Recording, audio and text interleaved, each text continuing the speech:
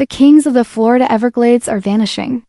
Massive crocodiles, rulers of these swamps for millions of years, are disappearing without a trace or turning up dead. Their territories lie abandoned. Their bodies, when found, show signs of violent attacks that should not be possible. These are apex predators, animals with no natural enemies, creatures so dominant that nothing in this ecosystem should be able to challenge them. Nothing except something no one expected. A predator that crossed oceans, slipped through the cracks of human negligence, and began rewriting the rules of survival in America's most iconic wetlands. Tonight, we dive into an invasion no one saw coming, a creature that has turned the apex of the Everglades into prey, and exposed a mystery that challenges everything we think we know about dominance and balance in this ancient landscape. To understand why these disappearances sent shockwaves through the scientific community, you first need to understand the battlefield itself. The Florida Everglades is not just a swamp. It is the largest subtropical wilderness in the United States. A vast river of grass spanning more than 1.5 million acres of slow-moving water, sawgrass prairies, and mangrove forests. It is one of the most unique ecosystems on Earth, governed by a delicate balance refined over millions of years. At the top of this food chain sit two legendary reptiles that have ruled in uneasy harmony for generations. The American alligator dominates freshwater Florida, bold, adaptable, and powerful. The American crocodile, less famous but equally important, prefers the brackish coastal edges. Shy and reclusive, it avoids humans whenever possible, and despite living alongside people for generations, there has never been a single confirmed fatal attack by an American crocodile in the United States. For millions of years, this division worked. Alligators stayed inland. Crocodiles remained near the coast. Each respected boundaries written by evolution itself. The system was stable, predictable, and safe. Then, around 2009, something changed. Rangers and airboat captains began noticing absences. Familiar crocodiles, dominant adults that had defended prime territory for years, were gone. Their basking sites sat empty. Soon after, remains began to surface. These were not juveniles or weak animals. These were apex predators, killed violently in ways that did not match any known pattern. Breeding grounds fell silent. Nurseries that should have been alive with juveniles were suddenly barren. Even more unsettling were behavioral changes. American crocodiles, normally shy, began acting aggressively toward humans. Fishermen reported crocodiles snapping at boats and giving chase through shallow water, behavior never documented before. To biologists, this made no sense. These animals flee threats. They do not pursue them.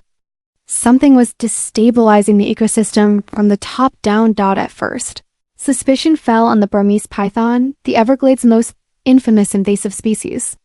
Introduced through the exotic pet trade, these massive snakes had already devastated mammal populations and were known to kill alligators. A famous image from 2005 showed a python that had burst open trying to swallow a 6-foot alligator. If pythons could attack alligators, crocodiles seemed like a logical next target. But the evidence didn't fit. Pythons kill by constriction, leaving crushed bones and compression injuries. The dead crocodiles showed none of these signs. Whatever was killing them was attacking directly, violently, and efficiently. The turning point came when researchers from the University of Florida captured a young crocodile near a heavily populated area outside Miami, far from any known American crocodile territory. At first glance, it looked familiar, but something felt wrong. Its snout was broader, its coloration darker.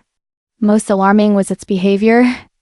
Even as a juvenile, it was fearless and aggressively predatory. American crocodiles are shy, even as adults. This one was not. Tissue samples were sent for DNA testing, and while researchers waited, reports of similar animals spread across southern Florida. These crocodiles were growing nearly 30% faster than native ones and thriving in places they shouldn't have survived. When the DNA results came back, the answer was chilling. The animal was a perfect genetic match for Crocodiles, Niloticus the Nile crocodile, native to Africa. over 6,000 miles from home, now living in Florida. Unlike the American crocodile, the Nile crocodile is responsible for hundreds of human deaths every year. It is not shy. It is not selective. It is an apex predator evolved to hunt large mammals, including people. These crocodiles can exceed 18 feet in length, weigh over a ton, and possess one of the strongest bite forces in the animal kingdom. And now, they were sharing waterways with kayakers, fishermen, and families. The native crocodiles were not vanishing by chance. They were being displaced and outcompeted by a larger, faster, more aggressive cousin. The mystery had been solved, but it raised a darker question. How did they get here? The answer was disturbingly simple. The exotic pet trade. Genetic testing showed the captured Nile crocodiles were closely related, likely originating from a single clutch of hatchlings. Either they escaped from captivity or were deliberately released by an owner who could no longer control them. For a breeding population to exist, these crocodiles must have been hiding in Florida for years, blending in among native species. What makes this invasion especially dangerous is how perfectly suited the Nile crocodile is to Florida. Warm temperatures, abundant water, and endless prey create ideal conditions. Even worse, Nile crocodiles tolerate colder temperatures better than American crocodiles, meaning their potential range could extend far beyond South Florida. This is not a localized threat. It is one that could spread across the southeastern United States. For native crocodiles already weakened by habitat loss and pollution, this invasion could be catastrophic. Wildlife officials launched urgent efforts to locate and eradicate the invasive crocodiles. Several were captured, but genetic evidence suggested more remain hidden. Even a single breeding pair could unleash dozens of apex predators over decades. The Everglades maze of waterways makes complete eradication brutally difficult. Officials quietly began discussing scenarios once unthinkable: expanded danger zones, stricter access warnings, and permanent monitoring of public waterways.